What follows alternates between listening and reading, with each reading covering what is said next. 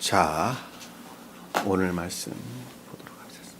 출애굽기 2장 1절에서 5절까지 수기자매님 읽어봅시다. 레위 집에 한 남자가 가서 레위의 딸로 아내를 삼으니 그 여인이 임신하여 아들을 낳았더라.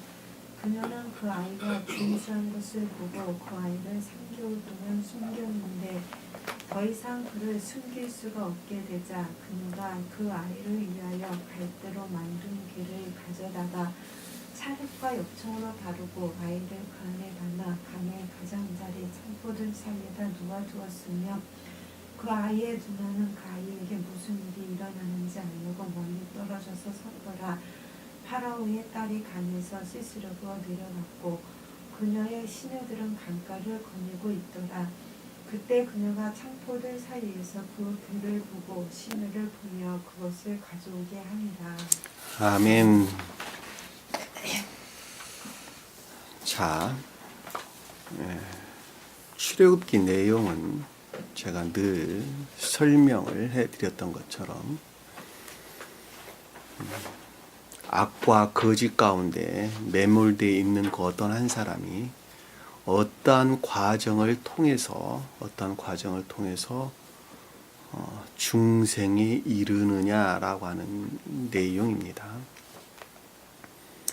가장 높은 뜻에서 보면 2000년 전에 오셨던 예수 그리스도, 우리 주님께서 마리아로부터 물려받았던 모계적 인성이죠. 우리 인간과 별반 다를 것 없는 자아와 세간에 속한 그 어떤 모계적 인성에 속한 것들을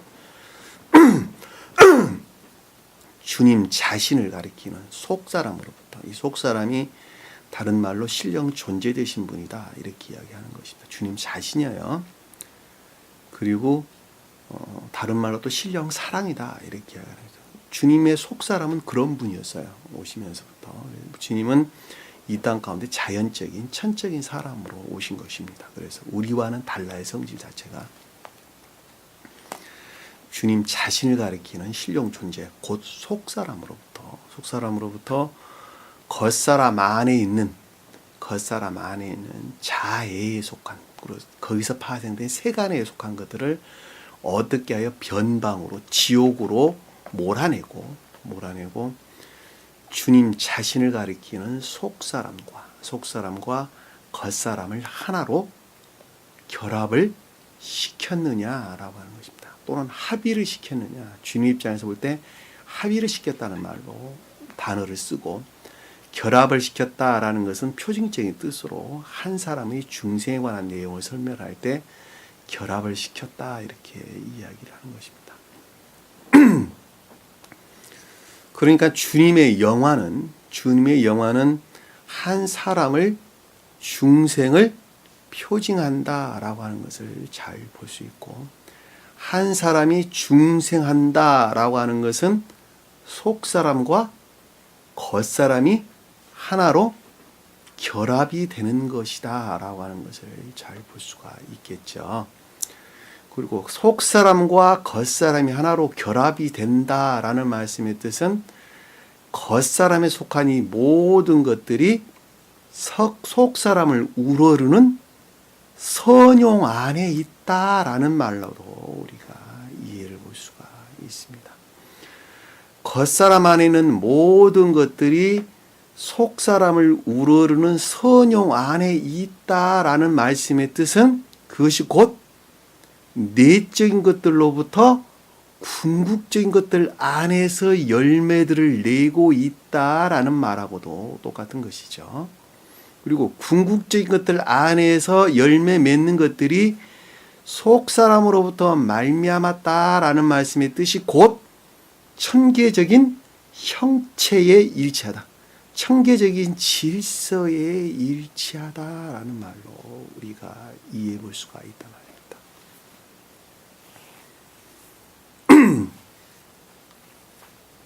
이해되셨죠? 무슨 말씀인지.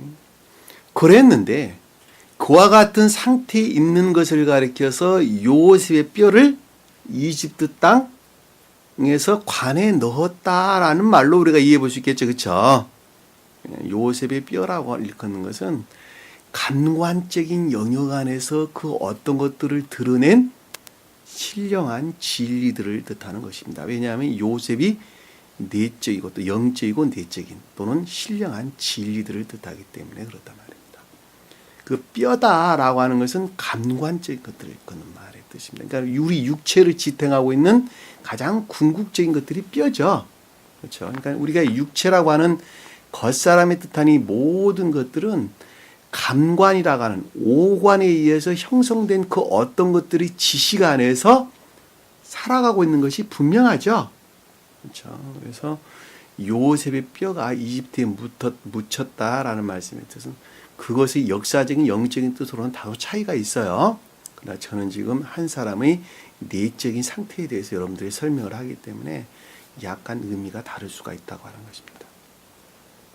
그래서 감관적인 영역 안에서 영적인 것들이 종결되는 것을 일컫는 말씀의 뜻입니다. 그래서 그들은 새로운 의지와 이해 안에서 요셉으로부터 양육을 받고 있는 상태죠. 그렇죠? 새로운 의지와 이해다라고 하는 것은 겉사람의 영역 안에 주님께서 새로 넣어주신 우리 마음을 가리키는 거예요. 다른 말로 말하면 양심이다라는 말로도 우리가 이해해 볼 수가 있습니다.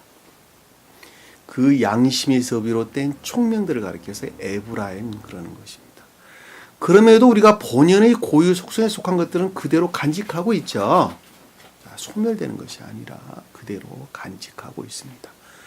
그 본연의 속성 안에 있는 그 어떤 것들이 꿈틀거려서 어떤 일들을 하려고 그러는데 하려고 하는 것을 가리켜서 반대되는 기억지 안에 있는 것들이다 이렇게 이야기를 했어요. 그래서 요셉을 모르는 이집트 왕이 나타났다라는 말의 뜻이 그 뜻이라는 거예요.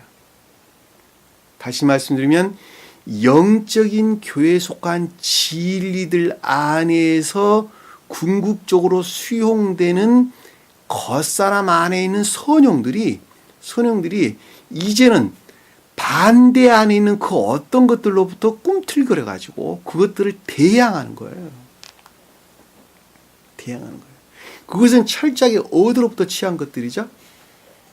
자, 감관 안에서 취한 것들인데 그 감관 안에서 취한 것들은 그 본성이 다 자애로부터 취한 것이다 라고 하는 것을 우리가 잘 볼 수 있어요. 그 말씀을 스베덴보리 사도께서는 그냥 아주 쉬운 말로 불화하는 기억지다 이렇게 설명을 했습니다. 용어를 불화하는 기억지. 그러니까 교회에 속한 기억지에 반대되어 있는 그것들에 대항하는 또는 반대되어 있는 불화하는 일치하지 아니한 기억지다 이런 말로 우리에게 설명해 줬다. 그 일치하지 않은 기억지들로부터 진리들을 괴롭히겠죠. 그렇죠? 왜냐하면 그건 서로가 대적되는 것이기 때문에 그렇단 말입니다. 그 어떤 한 사람이 주님으로 말미암는 생명으로부터 궁극적인 것들 안에서 모습들을 드러내고 있는데 그것들의 불화하는 반대되는 것으로부터 늘 그것들을 공격해야 된다 말입니다. 근데 그것이 얼마만큼 공격을 해야 되냐 했더니 무자비하게 공격을 했다 그랬죠. 그렇죠? 인정사정을 보지 아니하고 그들은 철저하게 파괴하려고 한다는 것입니다. 그 파괴하려고 하는데 그 파괴하고자 하는 것은 곧 진리들을 파괴하는 것이죠. 그렇죠? 그런데 선 안에 있는 선과 결합된 진리들을 파괴했어요, 안 했어요? 자, 선과 결합된 진리들은 파괴하지를 못했는데 그것들을 딸들이다 그러는 거예요, 딸들. 왜냐하면 선에 속한 진리는 곧 선을 뜻하기 때문에 그렇단 말입니다. 그래서 그 말을 다른 말을 엘리헤드 그랬죠. 제가 히브리어로 그러니까 베인이란 단어와 아들이란 단어와 엘레드란 단어는 구분이 돼야 된다. 이렇게 여러분들에게 설명을 드렸습니다. 그래서 선에 속한 진리는 곧 진리나 곧 선을 뜻한다라는 말로 우리가 쉽게 이해해 볼 수가 있겠죠. 그래서 그것들은 파기를 할 수가 없었고 선에서 분리된 주님으로 말미암는 진리들인데 그 진리들은 단순하게 지식 안에 머물러 있는 것들이죠.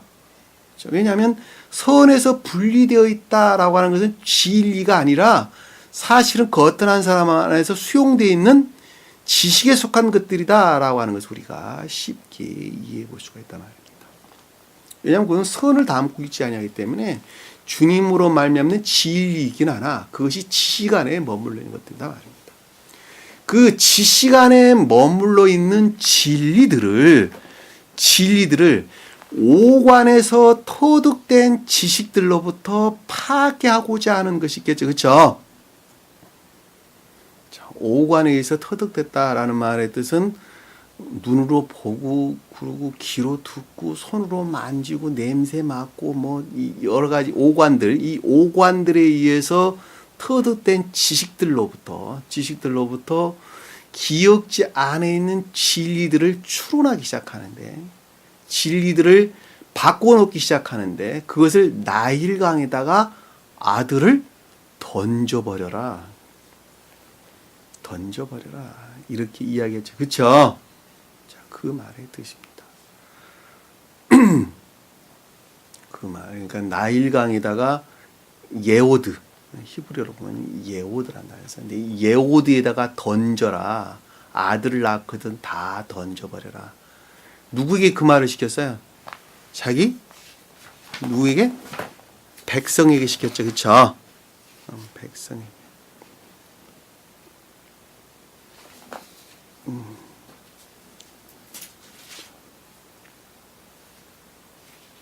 우리 전 시간에 봤던 내용 중에 봅시다.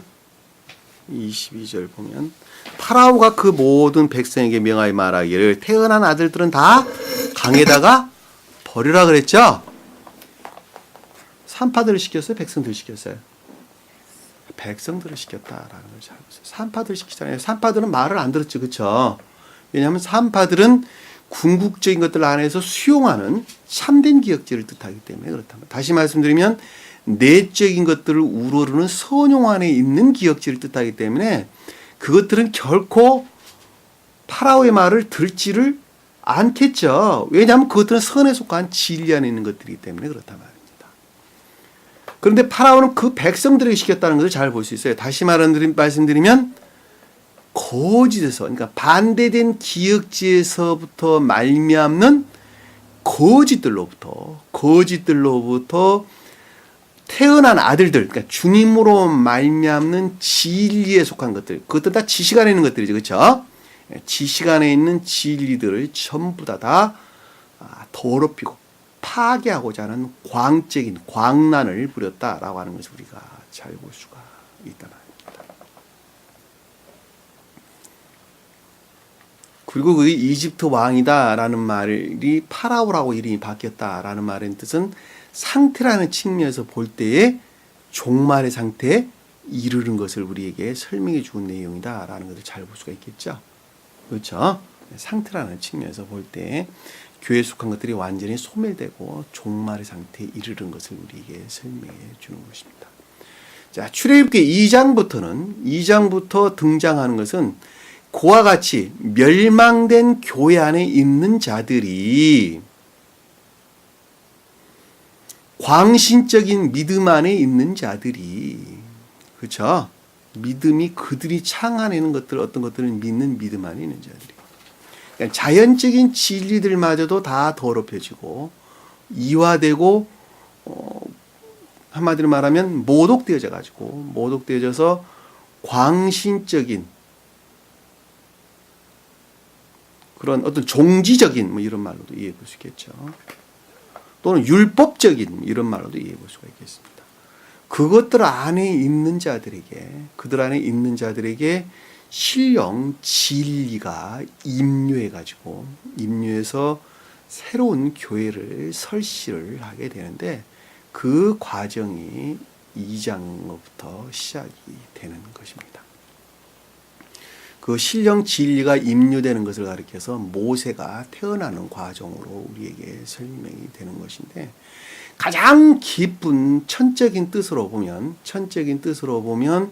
저 세상에서 구원받을 자와 구원받지 못할 자들의 분리되어져 가는 심판에 관한 내용인 것도 우리가 잊어서는 안 됩니다. 왜냐하면 천계에 입성할 자들의 입장에서 보면 악과 거짓들의 박탈에 관한 내용인 것을 우리가 알 수가 있고, 그리고 반대의 뜻으로 지옥으로 멸망받을 자들의 입장에서 보면 천계에 속한 것들의 박탈, 분리에 관한 내용인 것을 우리가 쉽게 이해해 볼 수가 있습니다. 그 말은 표면적으로 보면 그와 같은 상태에 있는 사람들이 어떻게 하여 반대에 놓여 있는 것들을 물리치고 상대적으로 자기 생명 안에 있는 것을 안에 떨어지느냐, 저 세상에서 떨어지느냐, 어떤 자들은 지옥으로 가고 어떤 자들은 천계로 가고 한마디로 하면 분리되어지느냐라고 하는 과정으로 우리가 이해해 볼 수가 있단 말입니다. 그 내용은 다른 말로 설명을 하면 2000년 전에 오셨던 예수 그리스도 우리 주님께서 모계적 인성 안에서 가지고 나왔던 유전학의 속성들을 어떠한 과정을 통해서 궁극적으로 다 몰아내고 신령 존재와 합일하셨느냐라는 말하고도 우리가 쉽게 이해해 볼 수가 있단 말입니다. 다 상통한 말들이에요. 이해되셨어요? 다 상통한 말들이에요.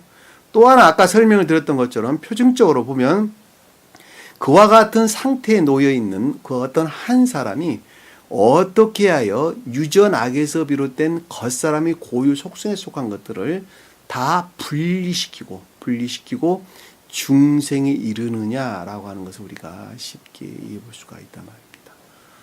자, 여러분들이 제가 아주 여러 가지 큰 틀에서 설명을 드렸는데, 그 큰 틀에서 여러분들이 이해를 하고 있을 때에 우리 출애굽기 내용을 좀 더 분명하게 여러분들이 알 수 있을 것입니다.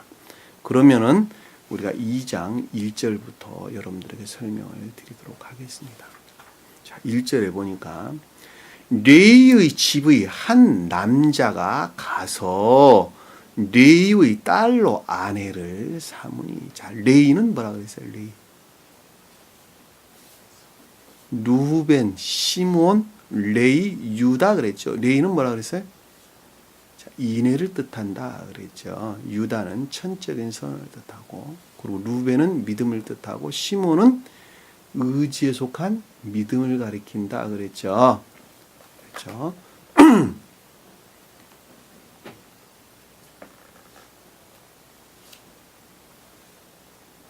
출애굽 신약에서는 믿음을 베드로를 뜻한다 그랬죠. 베드로. 그렇죠? 신약에서는 믿음을 베드로. 그리고 의지에 속한 믿음을 뭐예요? 의지에 속한 믿음을 시몬 베드로. 어떨 때는 시몬이 붙고 어떨 때는 안 붙고 그랬는데, 이에 속한 믿음을 가리킬 때는 베드로 이렇게, 이해 안에 있는 생각 안에 있는 믿음을 가리켜서는 베드로 그랬고, 그 믿음이 마음으로부터 어떤 것들을 믿기 시작한 것을 가리켜서 시몬 베드로 그랬단 말입니다. 그러니까 마음으로부터 믿기 시작한 그 믿음이 삶으로부터 어떤 것들을 드러내기 시작하는데, 그것을 인애다 그래서 야고보 그랬단 말입니다. 여기서는 지금 레위다 그랬단 말입니다. 그 인애에 속한 것들이 순수하게 증대되는데 그것을 가리켜서 구약에서는 유다다 그랬고, 신약에서는 요한이다 그랬단 말이다. 요한이다. 이해되셨죠? 무슨 말씀인지. 그러니까 이 레위를 말하든 유다를 말하든 그다음에 야고보를 말하든 요한을 말하든 가장 극내적인 뜻을, 최고의 뜻으로 보면 주님 자신을 가리키는 신령 사랑을 뜻한다라고 하는 것을 우리가 쉽게 이해해 볼 수가 있단 말입니다.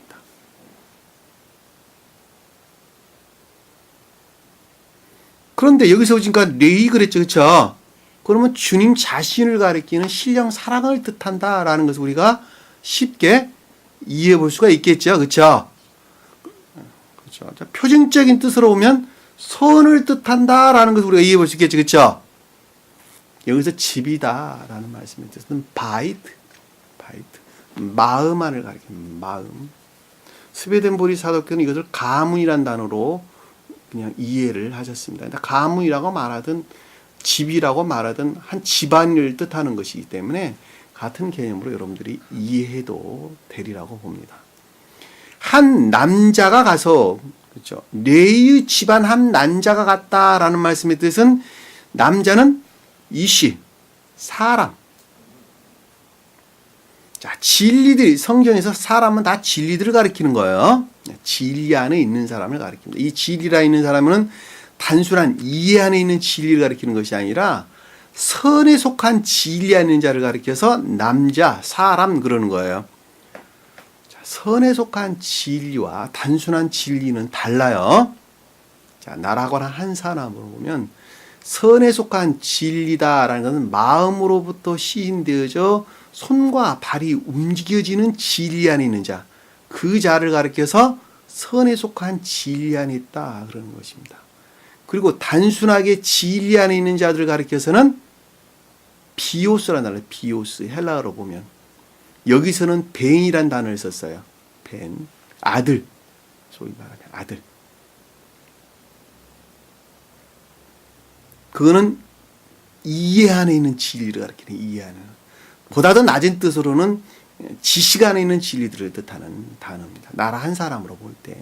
근데 여기서는 이건 남자다 그랬는데 그것이 선으로부터 그 기원들이 비롯됐다는 것이죠. 그렇죠?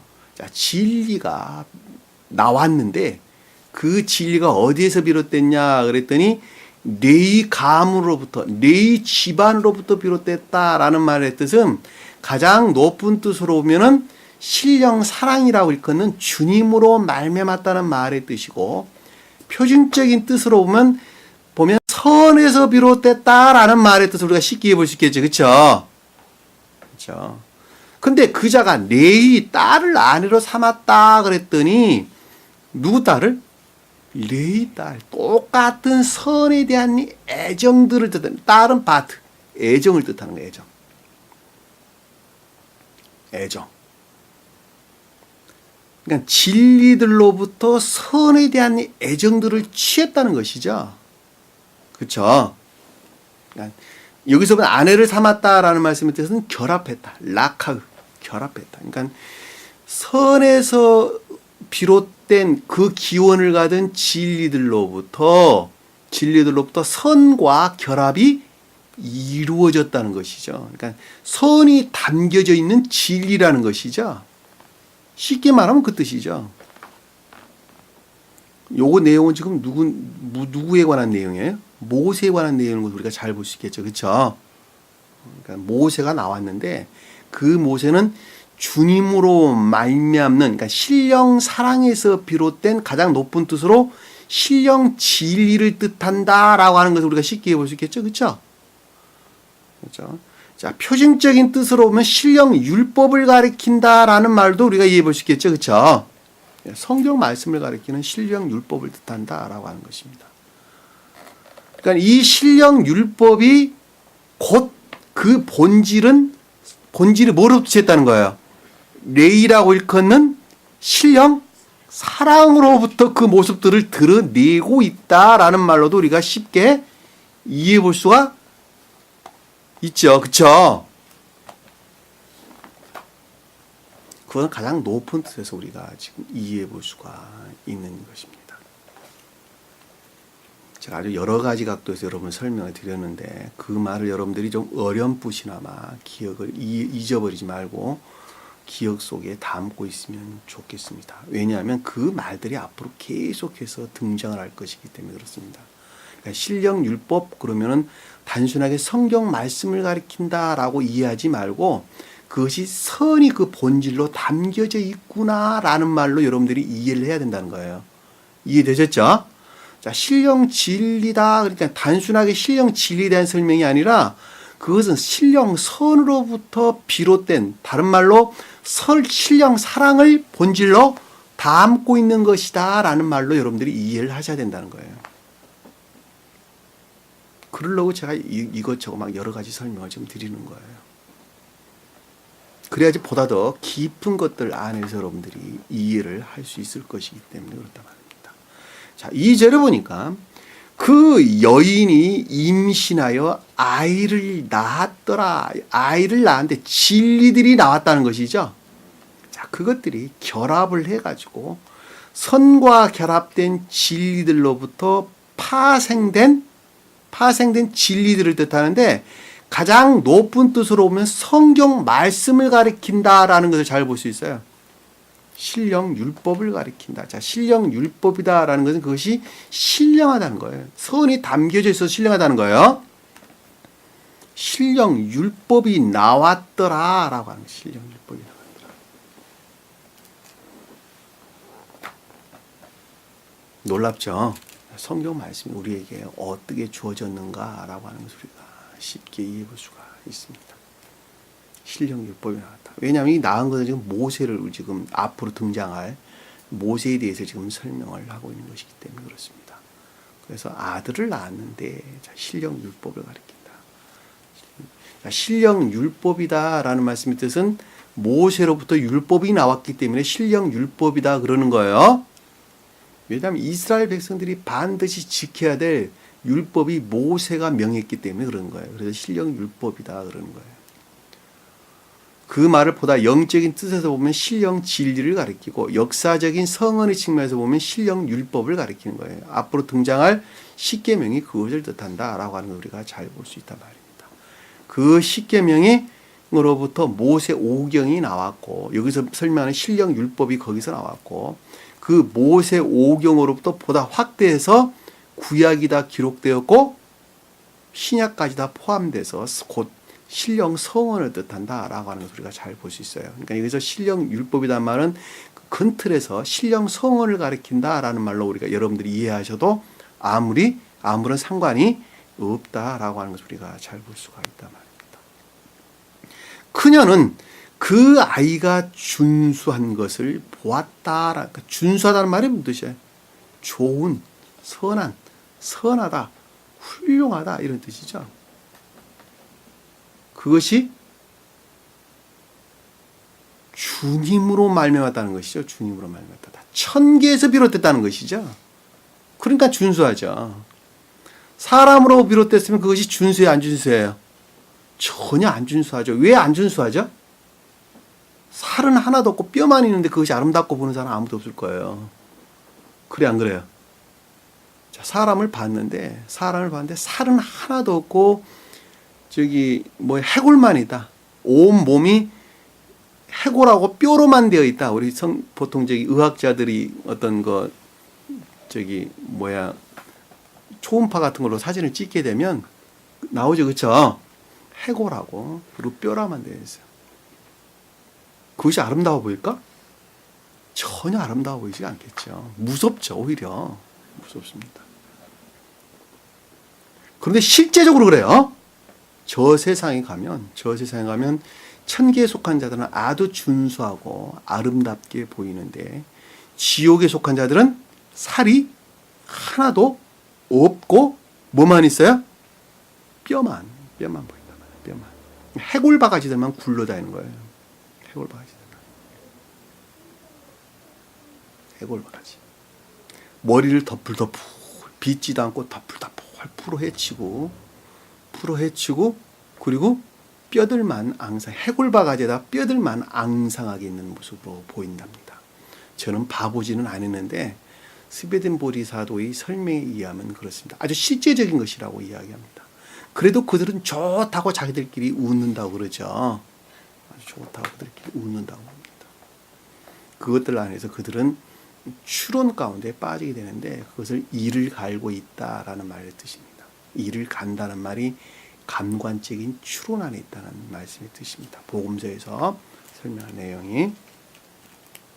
자, 그 아이가 준수하더라라는 말씀의 뜻은 아주 아름답다는 것이죠. 그것이 천계에서 비롯됐다는 것입니다. 천계에서. 그러니까 선이 담겨져 있으니까 그것이 얼마나 아름답겠어요. 오늘 수기자님이 아주 아름답게 하고 나오셨는데 모습이 참 아름답단 말이에요. 왜냐하면 그 안에 선이 담겨져 있기 때문에 그러는 거예요. 그러니까 우리는 외모를 잘 가꾸셔야 돼요. 예물을. 우리 몸을 학대해서는 안 된다고 하는 것입니다. 그러니까 우리는 음식도 잘 먹어야 하고 교회에 속한 자들은 음식도 잘 먹어야 합니다. 중생한 자들은 특히 더 그렇습니다. 그리고 자기 몸을 잘 관리해야 돼요. 음식도 적당히 잘 드시고 운동도 늘 하시고 클래식 음악이나 이런 것도 좀 잘 즐겨 들으시고 마음이 늘 순수해야 돼요. 그러려면 자기 몸을 늘 가꾸셔야 된단 말입니다. 또 겉에 치장하는 옷들도 늘 단정하게 그리고 아름답게 화려하게 입는 것이 아니라 단정하고 아름답고 검소하게 그렇게 입으셔야 합니다. 그 자가 중생한 자들의 모습이에요. 왜냐하면 그것들이 궁극적인 것들 안에서 그 어떤 모습들을 드러내는 것이기 때문에 그렇단 말입니다. 그럼에도 불구하고 그와 같은 것들은 어떤 자해로부터 어떤 것을 취하는 것이 아니라 내적인 것들을 담는 그릇으로서 아주 훌륭하게 우리가 간직하고 보관하는 것입니다. 이해되셨죠? 무슨 말씀인지. 여기서 뭐 준수한 것을 보고라는 말씀이 그런 뜻이에요. 그것이 천계로부터 말미암았다라는 것을 우리가 이해해 볼 수 있겠죠. 보고 그 아이를 3개월 동안 숨겼더라. 왜 숨겼을까? 영은자님, 왜 숨겼을까? 금출 치느라고. 영은자님, 왜 숨겼더라? 왜 숨겼더라? 오케이, 네, 맞습니다. 자, 그 진리들이 천계에 속한 진리들이 드러나기에 이르는 충분한 기간이 필요하겠죠? 그래, 안 그래요? 자, 수기자매님이 이제 그것들이 드러나기에 충분한 상태에 이르는 것 같은데, 그동안에 감춰져 있는 것들이 안에서 요동을 치면서 이 일을 했어요. 이 일을 했는데, 그것들이 이제 그 어떤 것들을 드러날 상태에 이르는 충분한 상태에 왔다는 것입니다. 왔다는 것입니다. 우리가 여기서 깊게 이해해 볼 수 있는 것은 충분한 상태에 이르지 아니하면 결코 드러낼 수가 없다는 말로도 우리가 바꾸어서 이해해 볼 수가 있단 말입니다. 자, 어떤 일기예보 예보관이 이런 날씨를 중계하는 것을 제가 봤어요. 겨울과 봄 사이에 당기고 미는 일이 한참이다. 겨울과 봄 사이에 날씨가 그렇다는 거예요. 날씨가 겨울과 봄 사이에 밀고 당기기가 한창입니다. 날씨가 어떻다는 거예요? 날씨가 어떻다는 거예요? 경계에 있다는 것이죠. 경계에. 겨울은 끌어당기려고 그러고 여름은 밀어내려고 그러죠. 그렇죠? 봄은 밀어내려고 그러죠. 그렇죠? 자, 그러면서 겨울이 끌어당길 때에는 날씨가 추워지고 봄이 밀어낼 때에는 날씨가 오늘같이 날씨가 10도 이상 올라간다고 그러는데 봄이 겨울을 밀어낸 상태를 뜻하죠. 그랬더니 또 일기예보 보니까 내일 모레는 또 겨울이 날씨가 영하뭐 4, 5도 떨어진다고 그럽니다. 겨울이 끌어당긴 것이죠. 그렇죠? 한 사람의 생명의 상태가 그렇다는 거예요. 그러니까 한 사람이 이 3개월이라고 하는 충분한 상태에 이르려면 끌어당기고 미는 이 어떤 것들 안에서 그 다음 것들을 드러낼 만한 충분한 상태에 이르지 아니하면 결코 드러낼 수 없다는 거예요. 지금 땅에 씨를 뿌리면 날 수 있어요, 없어요?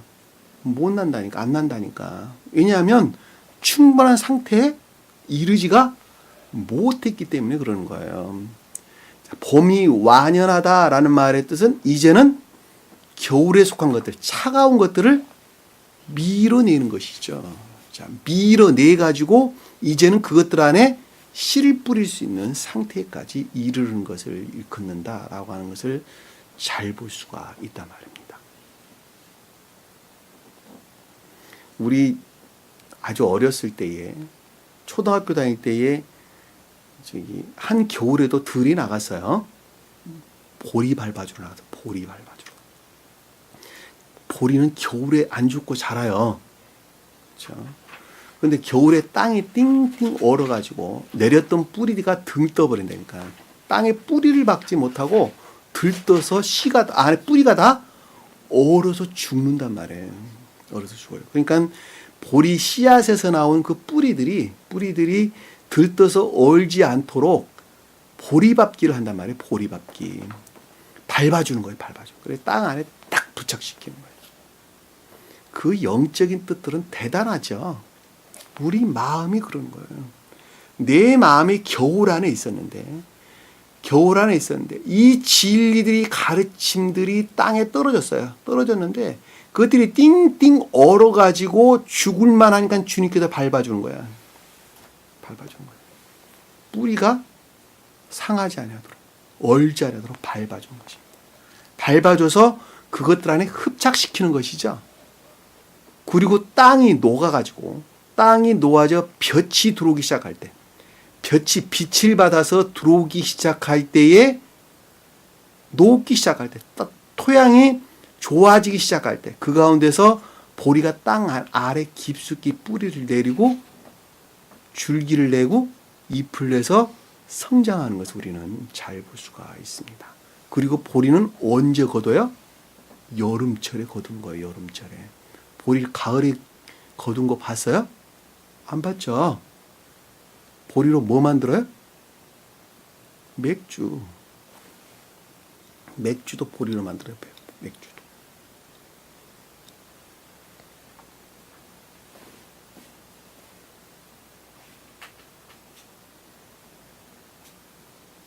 한 사람이 이 진리라고 하는 씨앗이 우리 마음밭 안에서 뿌리를 내서 그것들이 싹쓸 내기에 충분한 상태에 이르는 것, 그것을 가리켜서 여기서 3개월이다라는 단어라는 것을 우리가 쉽게 이해해 볼 수 있습니다.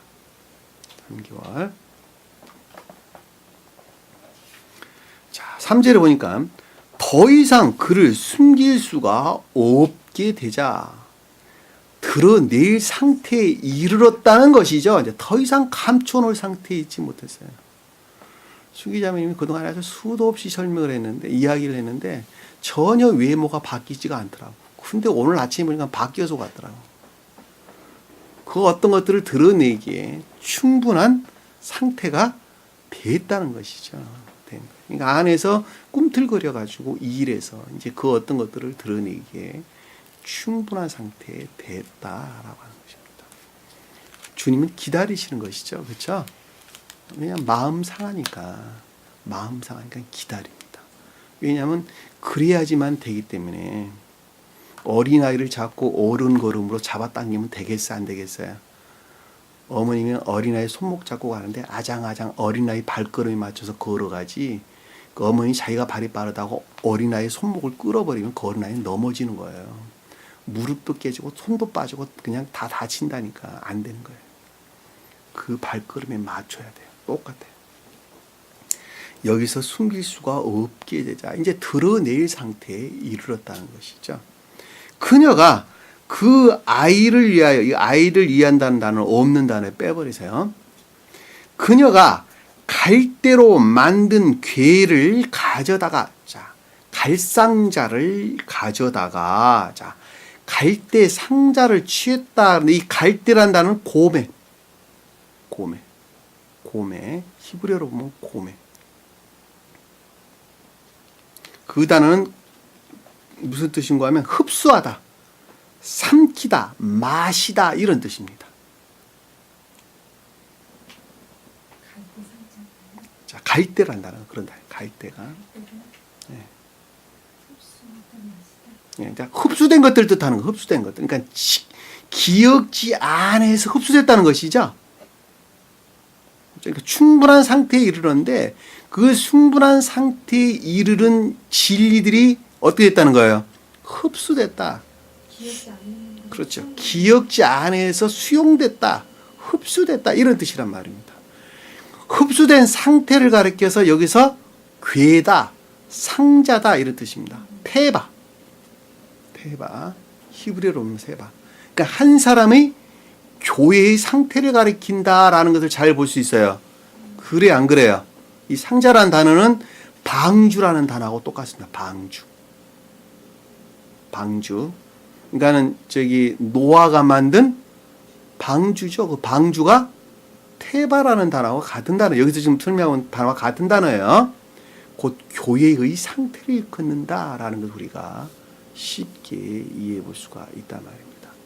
어떤 성경에서는 법궤다라는 말로 이해를 하는데, 법궤라는 단어는 단어가 달라요. 아론이라는 단어를 씁니다. 아론.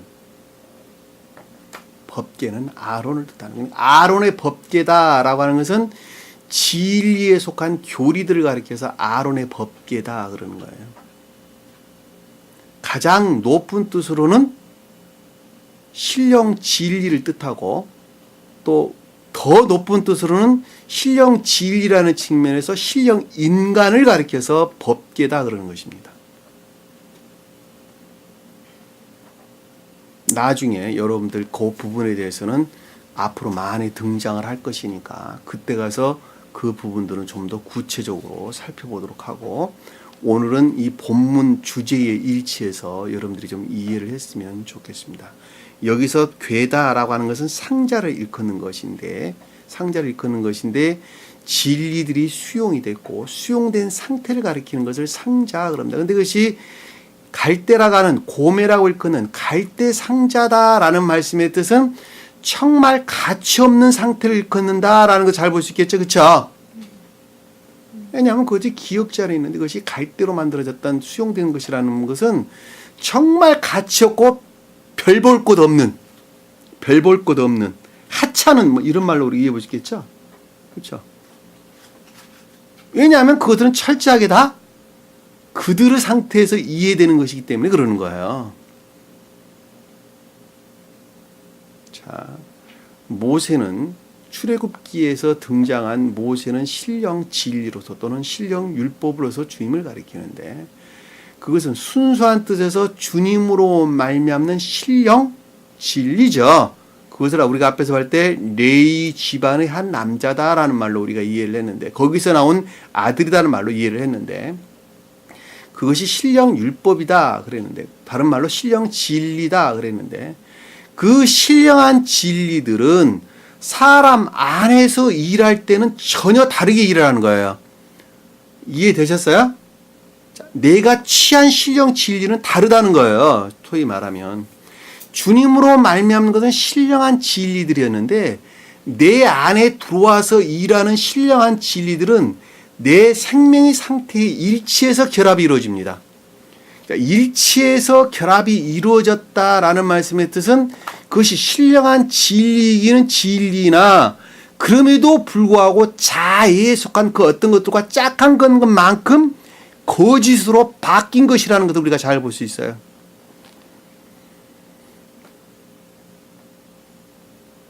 여러분들 출애굽기에서 모세가 등장할 때마다 이 두 가지 측면에서 여러분들이 이해를 하셔야 돼요. 제가 주제에 일치해서 설명을 하겠지만, 하나는 수용된 상태에서 진리를 가리킬 때 하고, 그리고 주님으로 말미암는 순수한 진리라는 측면에서 여러분들이 두 가지 측면에서 이해를 해야 된다는 거예요. 여기서는 지금 3개월이라고 일컫는 충분한 상태에 이르러서 수용된 진리들을 가리키는데, 그 상태에 놓여 있는 그야말로 하찮은 것들을 일컫는 거예요. 왜 하찮은 거예요? 아까 설명했던 것처럼 자아에 속한 그 어떤 것들로부터 결합이 이루어진 진리들을 가리키기 때문에 그렇단 말입니다. 이해되셨죠? 무슨 말씀인지. 그 말을 뒤에서 뭐라고 설명을 했냐 그랬더니 찰흙과 역청으로 발랐다 이렇게 얘기했어요.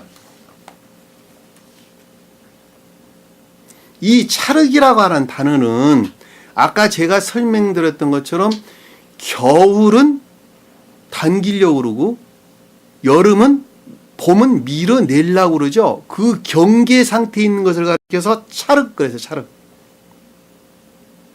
그럼에도 불구하고 그리 겨울의 상태에 있는 것을 가리켜서 역청 그랬단 말입니다. 이해되셨어요? 이 역청이라는 건 해마르. 자애 안에 매몰되어 있는 우리 한 사람의 생명의 상태를 가리키는 것이고, 여기서 찰흙이다라는 단어는 뜨거운 열에 의해서 부드럽게 된 역청을 가리키는 거예요. 그러면 여러분들이 무슨 말인지 이해가 되시죠? 그렇죠? 역청 안에 있는데 그럼에도 불구하고 많이 묽어져 있는 상태, 봄으로부터 겨울을 많이 밀어낸 상태, 경계에 머물러 있는 상태, 이렇게 여러분들이 좀 더 이해해 볼 수가 있단 말입니다. 이 말을 한마디로 설명하면 악과 거짓들이 뒤범벅이 된 상태. 그렇죠? 한마디로 이해하면 그렇습니다. 한마디로 이해하면.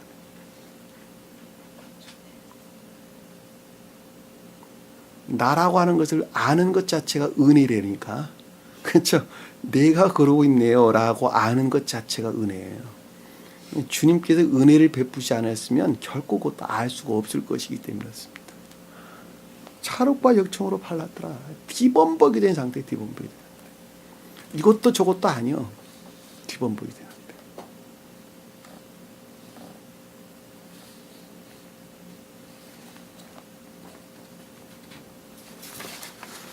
자, 그런데 아이를 그 안에 담아서 여기서 아이는 선에 속한 진리를 가리키는 거예요.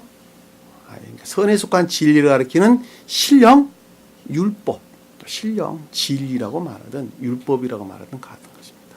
근데 그것들이 그 안에 담겨져 있었다는 것이죠. 그 담겨져 있었다는 거예요. 내 마음의 상태가 악과 거짓들이 아주 뒤범벅이 되어 있었는데 그럼에도 불구하고 그 어떤 것들이 지금 수용할 상태의 경계에 머물러 있었죠. 그렇죠? 충분한 상태의 경계. 그것들 안에 신령한 진리들 또는 신령한 율법들이 그 가운데서 담겨져 있었다는 거예요. 담겨져 있었다. 담겨져 있었다. 아주 이걸 아주 드라마처럼 리얼하게 설명을 제가 해드리고 있는데 저는 잘 모르겠습니다 하면 아주 심각한 문제가 발생을 하는 거예요. 공부를 처음부터 차근차근 하시면 나중에 좀 더 분명하게 이해해 볼 수가 있을 것입니다. 담겨져 있었다. 강의 가장자리 창포들 사이에 놓아두었으며 여기 강의란 단어는 강가란 단어, 강가 위에 이런 뜻입니다. 원어를 보면 강가 위에 창포들 사이에 놓아두었으며 이 뜻입니다. 강가 위에. 강은 기역지 안에 있었다는 것이죠. 왜냐하면 여기서 나일강이라고 일컫는 기역지의 지식 안에 있는 것들을 일컫는다라고 하는 걸 잘 볼 수 있어요. 그러니까 다른 말로 기역지 안에 있다라는 걸 우리가 왜 기역지는 지식 안에 머물러 있는 것들 위에는 아무것도 뜻하는 것이 없기 때문에 그렇습니다. 그러니까 기역지 지식 안에 있었는데 강가다라는 단어가 여자의 입술을 뜻합니다. 입술. 여자 입술. 발가 벗겨진, 벗겨내다라는 단어입니다. 여러분들 어떤 의미를 내포하고 있는지 잘 알 수 있겠죠? 여성이란 단어는 선들이 내재되어 있다는 말로도 이해할 수 있어요. 근데 그것이 가장 외적인 것들 안에 있다는 말로도 이해해 볼 수 있겠죠? 그렇죠? 입술. 그리고 우리가 그 입술을 통해서 입을 통해서 겉과 속이 서로 교류하죠. 그렇죠? 세상과 우리 몸이 서로 교류합니다. 그러듯이 입술은 그 가운데 가장 외적이고 궁극적인 걸 뜻한다는 걸 잘 볼 수 있어요. 그렇죠? 근데 강은 기역지 지식들을 뜻하기 때문에 그것들 위에라는 것은 가장 으뜸된 자리에 있다는 말로 이해해 볼 수 있겠죠. 그렇죠? 위라는 건 알, 높음, 지존, 위에 이런 뜻입니다.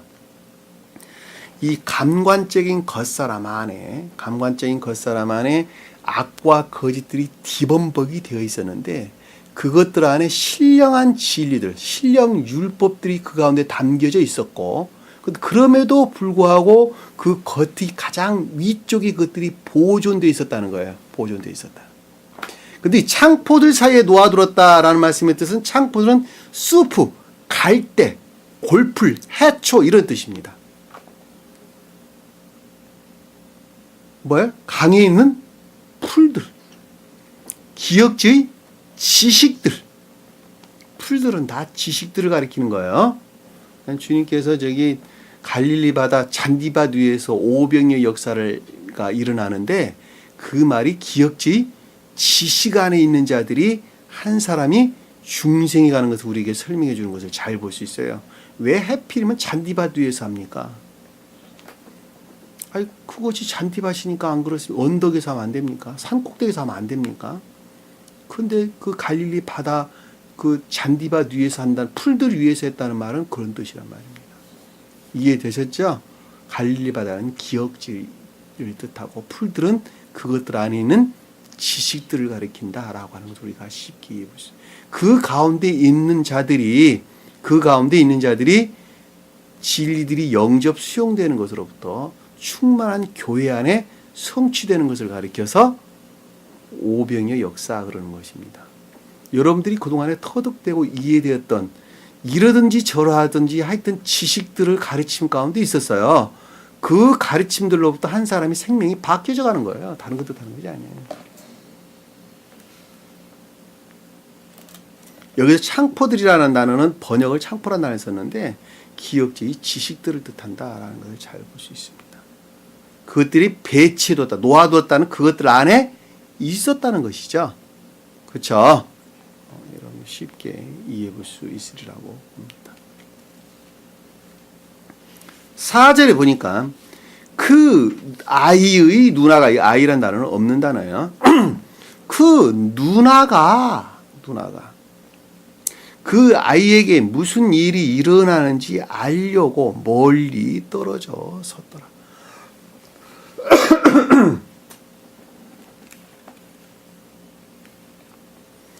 자, 그 누나가 멀리 떨어져 서 있었다라는 말이 무슨 뜻일까? 누나는 아이와 한 핏줄이네 보니까, 그쵸? 한 핏줄이랑 잘 보실 수 있어요. 왜냐하면 이 엘레드라고 하는 아이를 낳았는데 신령한 진리들인데, 여기서 누나는 총명, 합리적인 진리들, 총명적 진리들 또는 합리적 진리들 또는 총명, 이런 뜻입니다. 아호트, 히브리어 보면 아호트. 합리적 진리로부터 어떻게 됐다는 거예요? 멀리 떨어져 있었다는 것이죠. 떨어져 있었다는 거예요. 합리적 진리는 누구로부터 말미암죠? 주님으로부터 말미암니다. 이 합리적 진리를 가리켜서 사례 그러는 거예요. 총명적 진리, 합리적 진리, 사례. 또 이삭의 부인 리브가도 마찬가지예요. 총명적 진리 또는 합리적 진리 그럽니다. 이삭은 가장 높은 뜻으로 신령, 합리적 존재를 가리키고, 그것과 결합된 리브가는 신령, 합리적 진리를 뜻하기 때문에 그렇단 말입니다. 그러니까 신령, 합리적 진리가 가장 높은 뜻으로 이삭이 뜻하는 신령, 합리적 존재와 결합이 이루어졌을 때 그것을 신령, 합리적 진리 그러는 거예요. 그러니까 한 사람이 중생하는 입장에서 볼 때 주님으로 말미암는 신령한 진리에서 비롯된 그 어떤 것들을 가리켜서 합리적 진리다 또는 총명적 진리다라고 하는 것을 우리가 쉽게 볼 수 있단 말입니다. 이해되셨죠? 무슨 말씀인지. 그러니까 이삭과 이스마엘이 등장하죠. 그렇죠? 이스마엘은 뭐예요? 그러면 감관에서 비롯된 그 어떤 것들을 뜻하는 거예요. 왜냐하면 그자가 하갈을 뜻하기 때문에, 하갈이 낳은 자식이기 때문에 그렇단 말이에요. 이 하갈은 궁극적인 감관적인 것들 안에서 내적인 것들, 총명적 진리에 수종드는 것들이에요. 이해되셨죠? 무슨 말씀인지. 감관적인 것들 안에서 저 너머의 세계에 대해서 그 어떤 것들을 아는 이성적인 것들, 이성적인 합리적인 것들을 가리켜서 이스마엘 그러는 거예요. 이스마엘. 그 이스마엘은 반드시 어떻게 돼요? 변방으로 물러나야 되겠죠. 그러니까 그 광야로 쫓겨나는 거예요. 그래서 광야로 쫓겨나는 거예요. 여기서 누나는 그 아이와 형제지간인 선에서 비롯된 합리적 진리를 뜻한다 또는 총명적 진리를 가리킨다라고 하는 것을 우리가 쉽게 해보세요. 근데 그것들이 멀리 떨어져 있었다라는 그것들 안에서는 아직 이르지 못했다는 것이죠. 못했다는 거예요. 내가 여러분들에게 늘 설명을 하는데, 제 말을 잘 들어야 됩니다. 제 말을 잘 들어야 됩니다. 라는 말의 뜻은, 왜냐 그 선들로부터 제가 말미암아 여러분들에게 말하기 때문에 그것이 합리적인 것이다 라는 거예요. 반대로 여러분들이 취하는 것들은 다 이성적인 감관 안에서 그 어떤 것들을 취하는 지극히 감관적인 또는 이성적인 그런 합리적인 것들이다라는 것을 잘 볼 수 있어요. 그러니까 그거는 변방으로 물러나야 되는 거예요. 수기자님 아시겠어요? 근데 그 말을 안 들으면 되겠어요? 들어야 된다니까. 떨어져 서 있더라. 떨어져 서 있더라. 근데 그 왜 떨어져 있었냐 그랬더니 아이가 무슨 일이 일어나는지 알려고라는 그와 같은 상태의 행위에 속한 깨달음 안에 있었다는 거죠. 깨달음 안에. 이것이 일어났다라는 것은 아사, 노동하다, 어떤 일을 하다 이런 뜻입니다. 안다라는 것은 야다, 보다, 깨닫다 이런 뜻입니다. 알려고라는 건 야다라는 거예요. 야다. 그것들의 깨달음 안에 있었다는 것은 신령 합리적 진리, 그러니까 소위 말하면 합리적 진리로부터는 멀리 떨어져 있었는데 그럼에도 불구하고 기억지의 지식 안에 의존해서 그 어떤 것들을 깨닫고 드러내는 행위 가운데 있었다라는 것을 우리가 잘 볼 수 있겠죠. 다른 말로 스웨덴부리 사도는 그것을 보살핌 이렇게 이야기했어요. 보살핌. 주님께서 그와 같이 보살핌고 있는 것이죠. 그렇죠? 스웨덴 사도는 보살핌 이렇게 얘기했는데 제가 여러분들에게 설명해 준 대로 이해하는 것이 훨씬 더 본문에 가깝게 이해하는 것입니다. 왜냐하면 일어났다는 건 아사, 노동하다, 어떤 일을 하다라는 단어고 알다라는 깨닫다는 거죠. 그러니까 어떤 일들을 깨달았는데 함적 진리로부터는 멀리 떨어진 기억지 안에서 취한 그 어떤 것들로부터 드러내는 삶 가운데 있는 것을 뜻한다라는 것을 잘 볼 수 있겠습니다. 이해되시죠? 무슨 말씀인지?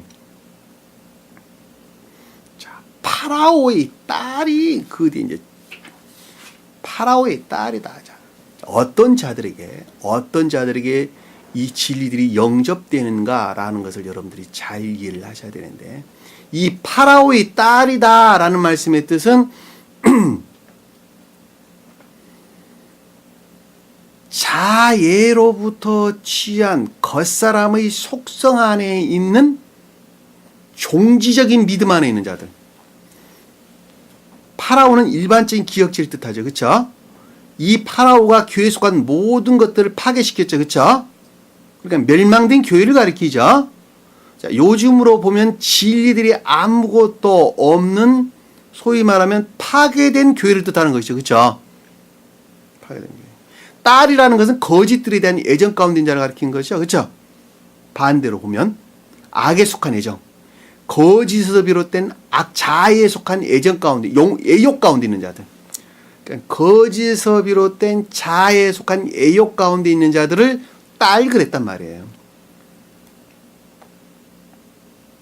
스웨덴부리 사도교회는 이 말을 그냥 간단하게 광신적인 믿음 안에 있는 자들이다 이렇게 설명하셨어요.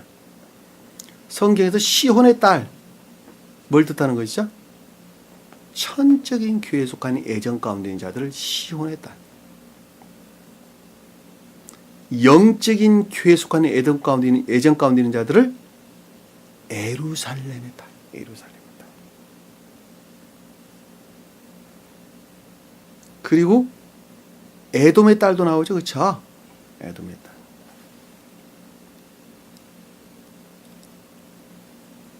거짓에서 비롯된 악에 속한 애욕 가운데 있는 자들을 가리켜서 에돔의 딸. 갈대아 사람의 딸도 나오죠. 그렇죠? 악에서 비롯된 거짓에 속한 애욕 가운데 있는 자들을 갈대아 사람의 딸이다. 이집트의 딸이다라는 것은 믿음에 관하여 추론 가운데 있는 뭐예요? 멸망된 교회에 속한 자들. 그러니까 믿음이 무엇인가에 대해서 추론하는 자들을 가리키는 자들. 추론에서 비롯된 멸망된 교회에 속한 자들. 그들을 가리켜서 이집트의 딸이다. 그런다. 이집트의 딸. 지금 교회에 속한 모든 일반적인 보편적인 기독교로 일컫는 카톨릭 교도들이나 개신교들이나 거기에서 파생되져 나온 모든 교회에 속한 자들. 뭐 성공회가 됐든 뭐가 됐든 뭐 워치마니가 됐든 뭐가 할 것 없이 다 거기서 파생돼 나온 이단 사도들 다 전부 다 통기호가 됐든 뭐가 됐든 뭐 신앙촌이 됐든 뭐 할 것 없이 모두가 다 신천지가 됐든 다 마찬가지입니다. 그들은 궁극적으로 다 개신교에서 또는 카톨릭 교도에서 파생돼 나온 교회들입니다. 그들을 이집트의 딸 그러는 이집트의 딸. 믿음이 무엇인가에 대해서 추론하는 자들입니다. 그리고 그 추론들로부터 그들이 교리들을 만들어냈어요. 그 교리들을 만들어내는데 그 만들어낸 교리가 뭐예요? 믿음으로 말미암아 구원을 얻는다라고 말하는 칭의의 믿음, 그것으로부터 의롭게 된다고 하는 칭의의 믿음입니다. 칭의의 믿음. 나는 가만히 있는데 의롭다고 칭함으로 우리는 구원을 받았다는 거죠. 말도 안 되는 소리를 하는 거예요. 그 제물로 우리 예수 그리스도께서 오셔가지고 우리를 의롭게 했다고 하는 그들이 만들어낸 교리를 믿는 것입니다. 그 만들어낸 교리로부터 성경 이 자연적인 진리에 속한 이 모든 것들을 끄집어다가 그것들 안에서 그들은 해석을 하고 이해하고 그리고 가리키는 것입니다. 놀랍죠? 아주 놀랍습니다.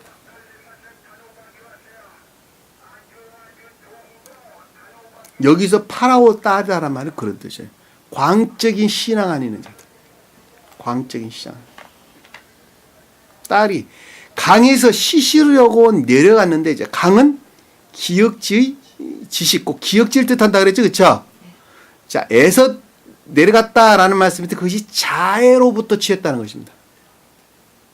왜냐하면 에서란 단어는 에우르 알에 에우르 알 알이란 단어는 높음, 지존, 위에 이런 뜻입니다. 그러니까 반대로 보면 자애에서 비롯된 기역지 안에 있다는 거예요. 이해되셨죠? 이 자애라고 하는 우리 본연의 고유 속성을 가리키는 거예요. 거닐고 있더라라는 씻으려고 내려갔다라는 것은 씻는다라는 것은 정화를 뜻하는 것이죠. 좋은 뜻에서 보면 악과 거짓들의 정화를 가리킵니다. 곧 예배를 뜻하는 것입니다. 좋은 뜻에서 보면 이것은 지금 악에서 비롯된 거짓 안에 있다는 것이죠. 자, 거짓에 속한 예배 안에 있다라는 말의 뜻입니다. 거짓에 속한 예배. 반대로 보면 그렇잖아요, 그렇죠? 거짓에 속한 예배 안에 있다는 것입니다. 씻으려고 라하츠 거짓에 비롯된 예배. 우리가 악과 거짓들이 정화되는 것을 예배 그러는 거예요. 교회에 나와가지고 저기 거룩하게 예배 드리는 것을 예배 드린다 그런 것이 아니고 삶 가운데에서 악과 거짓들을 정화하려고 애쓰고 수고하는 자가 예배 가운데 있다 그러는 거예요. 수기자매님이 고백하는 것처럼 밭에 있는 포도밭에 있는 풀들도 뽑아내야 되고 나무들이 성장하는데 방해하는 돌들도 다 캐내고 하는 이런 것들.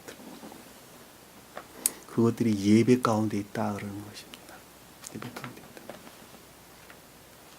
씻으려고 내려갔고 그녀의 시녀들은 이 시녀란 단어는 나하라, 소녀, 소년 이런 뜻입니다. 소녀. 애정들을 뜻하는 것이죠. 그렇죠? 강가를 거닐고 있더라. 기역지의 능력. 여기서 시녀들의 애욕이란 말로 여러분들이 이해하는 게 훨씬 편하겠죠. 그렇죠? 애정이라는 말은 선의 측면에서 애욕이라는 것은 자애로부터 어떤 비롯된 애정들을 뜻하는 애욕이라는 뜻에서 이해해 보시겠죠. 그렇죠? 자, 시녀들은 그 애욕들은 어디에 있었냐 그랬더니 강가를 거닐고 있더라. 강가를 거닐었다는 강가를 걷다, 나아가다 이런 뜻입니다. 가다 이런 뜻인데 삶에 관한 것 이외에는 아무것도 설명하는 것이 없습니다. 우리가 어디를 간다라는 것은 삶에 관한 것 이외에는 아무것도 설명하는 것이 아닙니다. 성경에서 영적인 뜻으로 보면 그러는 거예요. 왜냐하면 가는 것 그 자체는 생각에서 비롯됐어요? 마음에서 비롯됐어요? 그렇죠. 마음에서 비롯된 거예요. 마음에서. 생각 안에 있는 것들은 결코 삶으로부터 어떤 것들을 드러낼 수가 없어요. 마음에서 비롯되어야지 그것이 발이 옮겨지는 거예요. 그래서 가는 거예요. 그래서 걷는 거예요. 제가 여러분들에게 아침마다 늘 기도할 때, 예배 시작되는 기도할 때 발걸음 인도하사 이 자리에 있게 하신 것을 감사합니다. 마음이 그러해서 여기 와 있는 것은 무엇으로 말미암았다는 거예요? 생명으로. 선이 주님으로 말미암는 선이 그 가운데 임재되어 있지 아니 영접되어 있지 아니한다 한다면 결코 발걸음은 움직일 수가 없다니까. 없는 거예요. 제가 그렇게 고백하는 거예요, 여러분들. 강가를 거닐고, 강가라는 건 요드, 손. 강손이 거닐고 있더라. 강손이의 강손, 소위 말하면. 에오드손. 그러니까는 기역지의 능력 안에 있었다는 것이죠. 어떤 능력? 거짓에 속한 예배. 거짓에 속한 예배 안에 있는 기역지의 능력 안에 있었다는 것이죠. 그렇죠? 사람들이 다 그렇다는 거예요. 그러니까 악들을 드러내는 삶 가운데 있었다는 거예요. 누가 그랬었다는 거예요? 내가 지금 그 상태에 있다니까,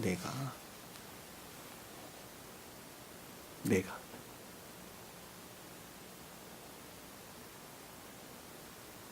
근데 그 자가 누구를 취하죠? 모세를 취하는 거예요. 갈대 바구니를. 이해되셨어요? 그리고 5절 이하에 그거 설명하는 거예요, 지금.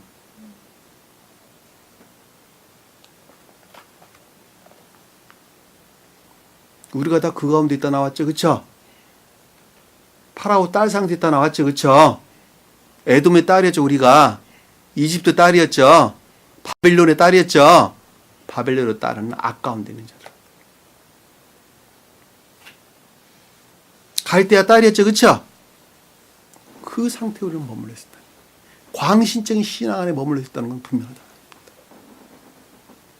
그와 같은 삶에 속한 예배 가운데 있었고 기역지의 능력 안에 있었다라는 것을 우리가 잘 볼 수 있어요.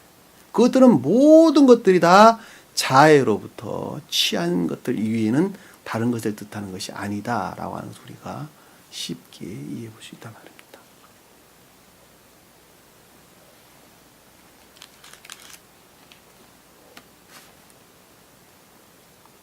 그때 그녀가 창포들 사이에서, 창포들 사이에서라는 것은 기역지로부터 또는 기역지의 지식으로부터란 뜻이죠. 그렇죠? 창포들은 아까 우리 설명했잖아요. 수프, 골풀, 해초 이런 뜻이에요. 골풀, 해초. 그러니까 기역지의 지식들인데 그것들이 거짓들이죠. 그렇죠? 자, 거짓들 안에 있는 거예요. 왜냐하면 내가 악 가운데 머물러 있는 만큼 그들이 진리라고 여기는 것은 사실은 다 거짓들이죠. 다 거짓들입니다. 얼마만큼 거짓이냐? 100%다 거짓이에요. 100%. 조금은 아니잖아요. 다 거짓이라니까. 왜냐하면 다 죽어 있는 것들이기 때문에 그렇습니다. 영적인 것들 안에 분리되는 순간에 내 육은 완전히 죽어 있는 것이죠. 그리고 거기에서 썩은 냄새가 얼마 안 있으면 나게 됩니다. 한 여름철 가봐요. 죽고 나면 그 저녁 때 되면 냄새 난다니까, 시체에서. 영과 결합되어 있을 때 내 영은, 내 육은 살아있는 것입니다. 그리고 손과 발이 움직여질 수가 있는 것입니다. 그러듯이 선으로부터 취한 내 육체는, 자연적인 진리들은 그것들이 살아있어서 생기가 있으나 그럼에도 불구하고 선으로부터 멀리 떨어진 죽어있는 자애로부터 취한 것들은 그것 자체가 냄새 나는 것 이외에는 아무것도 뜻하는 것이 없죠. 왜냐하면 이미 죽어있는 것이기 때문에 냄새가 날 수밖에 없단 말입니다. 그러니까 거기에는 무엇이 뭐예요? 독수리들이 그래서 와서 그걸 쪼아먹는 거예요. 독수리들이 추론을 뜻하는 거예요. 추론들. 그것들 추론들로부터 선들을 취한다는 거예요. 썩어있는, 죽어있는 자아에 속한 것들을 취한다는 거예요. 무슨 말씀 이해가 되시죠? 이 광야의 총수부가 누구예요? 독수리잖아요. 독수리가 산속에 있어요? 광야에 있어요? 광야에 있다니까. 여러분들 동물의 왕국 봐봐. 동물의 왕국 보면은 짐승들이 다 먹고 와. 짐승들은 애정들을 뜻하는 거예요. 성경에서. 다 먹고 가면은 나머지 다 시체들을 누가 치워요? 독수리들이나 하이에나들이 와서 취한단 말이에요. 그러니까 성경 아주 이해하는 데 도움이 많이 됩니다. 거짓들이 그 괴를, 그 상자를 보고, 자, 그 상태, 상자는 그와 같은 교회의 상태에 대한 이해를 뜻한다 그랬죠. 그렇죠? 그러니까 본다라는 것은 라하, 어떤 것들을 깨달았다, 지각하다 이런 뜻입니다. 이 괴는 그와 같은 테바, 방주. 어떤 한 사람이 교회 상태예요. 그 교회 상태에서 보고, 근데 이 상자가 뭐가 담겨져 있는 거예요? 그렇죠. 아이가 담겨져 있는 것이죠. 그렇죠. 그러니까 선에 속한 진리들이 담겨져 있는 신령 율법들이 그 가운데 담겨져 있는 거예요. 담겨져 있는 것들에 대해서 어떤 것들을 깨달았다는 것이죠. 그렇죠. 보았다라는 건 라하. 어떤 것들을 보았어요. 근데 그것들이 철저하게 거짓들로부터 취한 것이죠. 그렇죠. 기억지의 지식들로부터 취한 것입니다. 취하여. 시녀들을 보내요. 여기서 시녀라는 단어는 앞에 시녀 다른 단어예요. 여기서 시녀는 아마, 여종을 뜻한 여종. 아마. 남종을 가리키는 것이 아니라 여종을 가리킨다라는 말씀의 뜻은 그 시중드는 것들 안에 본질로 애정들을 담고 있다는 말하고 여러분들 이해할 수 있어요. 이해되셨죠? 무슨 말씀인지. 그래서 여종과 남종이 그래도 구분되는 거예요. 여종이란 말은 수종드는 그것들이 본질 안에 애정을 담고 있는 섬김을 뜻한다라는 걸 우리가 이해해 볼 수 있단 말입니다.